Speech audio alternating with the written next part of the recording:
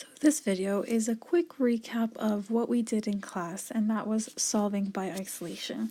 So these two pages are from your course pack, page 4.3 and 4.4. I just took the key parts of it that I want to go over in a video in case you want to look back.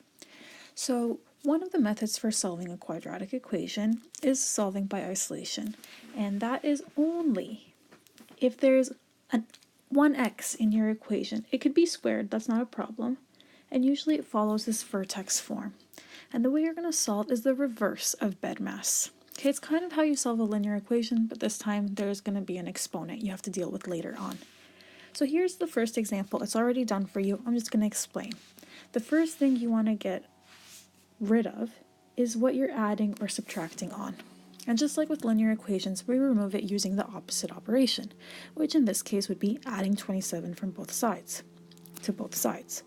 The next thing we want to do is get rid of the coefficient that is in front of our bracket. So we want to get rid of that 3 that's attached by multiplication. What's the opposite of multiplication? Dividing both sides by 3. Okay, so right now all we're isolating for is the bracket. Just like in solving linear equations, we isolate for x by getting rid of the constant first and then the coefficient.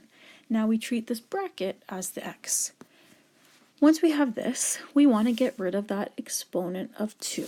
The opposite of an exponent is square rooting both sides. You have to remember, when you square root a number, you get the positive and the negative version. So we break it down. X minus 5 is equal to positive 3, x minus 5 is equal to negative 3. And then you add 5 to both sides and you get your two answers. The x equals 8 and the x equals negative 2. Okay, so let's try an example together.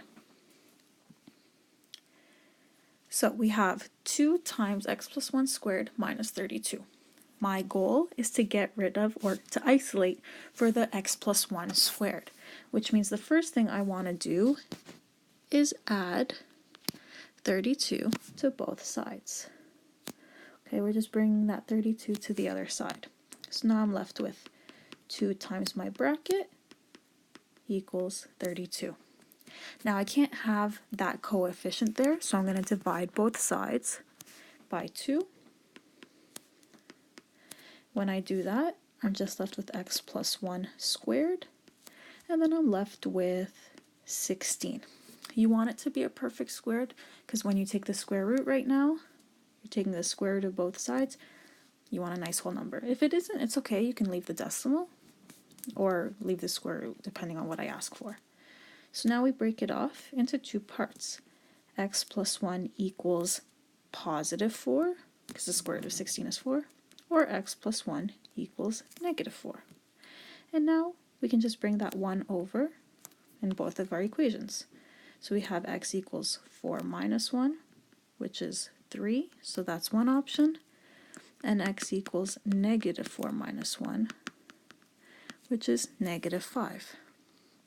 Okay, so those were our steps. Add 32 to both sides, divide both sides by 2, square root the left side, so then you have positive and negative numbers, and then you subtract 1 to both sides. And that's it. I'm going to go through a few more examples. Sometimes your vertex form isn't going to be complete. You're not going to have the A, the H, and the K. You're not going to have all of them, and that's fine. Okay, you just skip a few steps. So if we look at this first example, x minus 3 all squared equals 9, I don't have any constants or coefficients to bring to the other side. So I can jump straight to my square rooting both sides. So I'm going to have x minus 3 equals positive 3, or x minus 3 equals negative 3. And now I'm going to focus on my first linear equation. I bring that negative 3 over, so it becomes addition. So x equals 6 is one solution.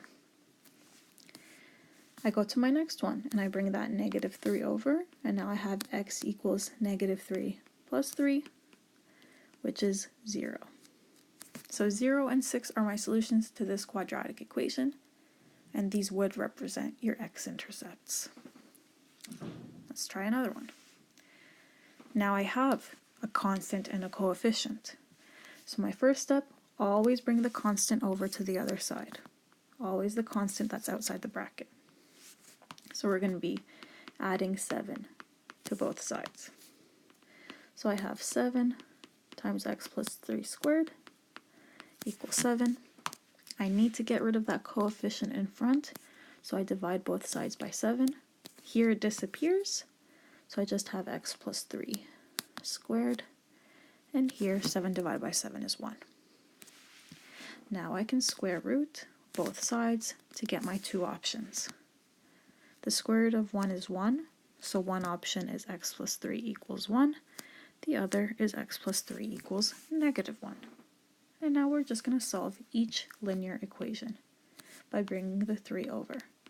When I bring the 3 over, it becomes subtraction, so one of my answers is x equals negative 2. The other one, x equals negative 1 minus 3, which is negative 4. Okay.